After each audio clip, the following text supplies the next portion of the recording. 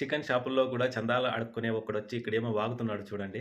మీకు తెలుగుదేశం పార్టీకి ఓట్లేసుకోవడానికి యాదవ్ అవసరం, కానీ చంద్రబాబు నాయుడు గారు గెలిచిన తర్వాత యాదవ్ సోదరుల్ని బలనా కొడుకులు అంటూ వారి కుటుంబాన్ని, వాళ్ళ తల్లుల్ని, వాళ్ళ ఇంట్లో ఆడవాళ్ళని నోటికొచ్చినట్టు తిడుతుంటే కడుపుకి అన్నం తినే వాళ్ళు ఎవరైనా జాతి దగ్గర లేకపోతే శవాల దగ్గర రాజకీయం చేయడమే వీళ్ళ అజెండా.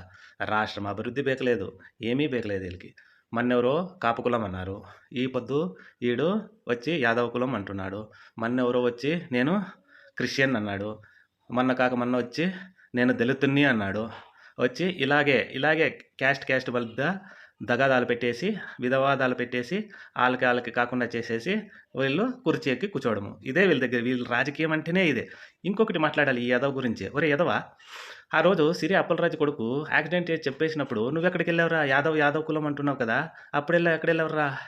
ఈ రోజు వచ్చి వాళ్ళు అందరూ అలా తిడుతున్నారు, ఇలా తిడుతున్నారు అన్నాడు. నువ్వు ఆ రోజు వచ్చి మాట్లాడేదిరా, మీ నాయకునికి చెప్పేదిరా, అన్నా మనం చేసేది తప్పన్నా, మనం వాళ్ళ పరంగా ఉండాలన్నా, సిరి అప్పలరాజు మనోడైనాను, ఆయన చేసింది తప్పేనన్నా అని ఆ రోజు చెప్పి నింటే మొన్న కూడా అంతే. ఈడు కులం చడం, మతం చడం, అందరినీ రప్ప ఆడిచ్చేస్తాం అన్నాడు.